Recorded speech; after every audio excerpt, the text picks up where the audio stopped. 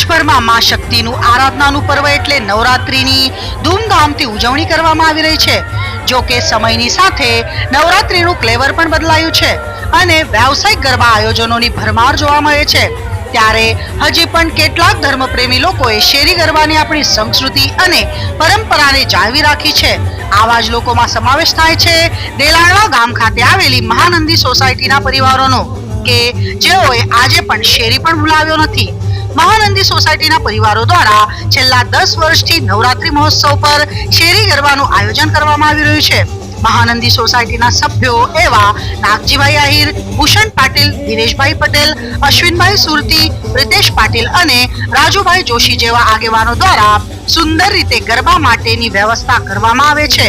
મોડી રાત સુધી સોસાયટીના બાળકોથી લઈને વડીલો પણ ગરબાની રમઝટ બોલાવતા જોવા મળે છે।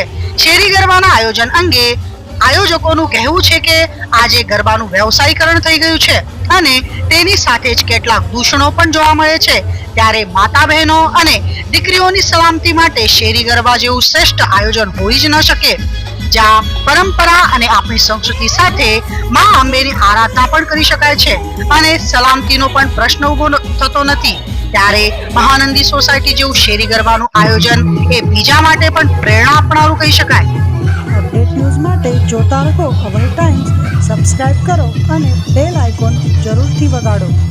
નમસ્કાર મિત્રો, આપણે આજે આવેલા છે દેલાળવા ગામના અંદર અને દેલાળવા ગામના અંદર વર્ષોથી 10 વર્ષથી અહીં જે નવરાત્રનો પર્વ ઉજવાય છે અને આપણે જે પર્વની ઉજવણી કરતા છે જે મહિલાઓ સોસાયટીની અંદર, આપણે એમની સાથે વાત કરીશું। તો જે આપણું નામ? અનિતા પિઠડિયા। બેન, અહીંયા કયા પ્રમાણેનું આયોજન થાય છે?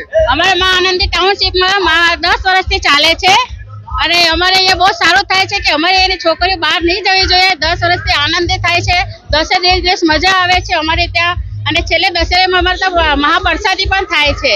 અમારી મહાનંદીમાં કોઈ વાતનું કોઈ એ નથી, એટલે બધી લેડીઝો આનંદથી રમ્યા કરે છે છેલ્લા 10 વર્ષથી।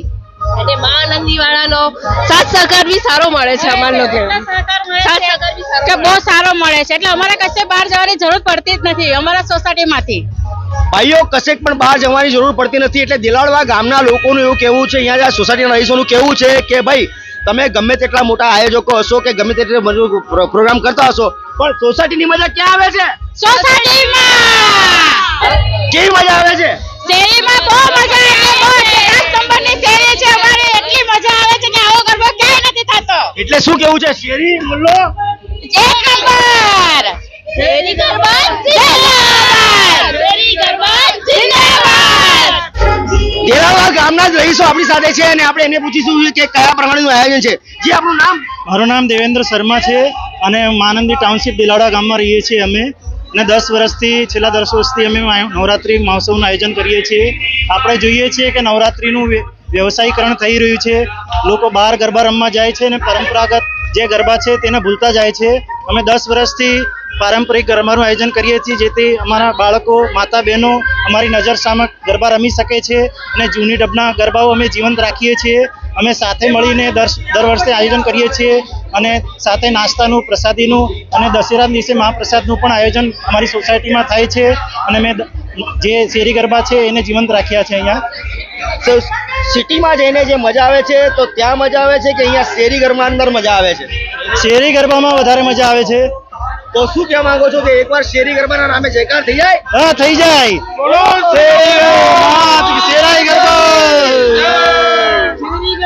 જિંદાબાદ, જિંદાબાદ, જય અંબે।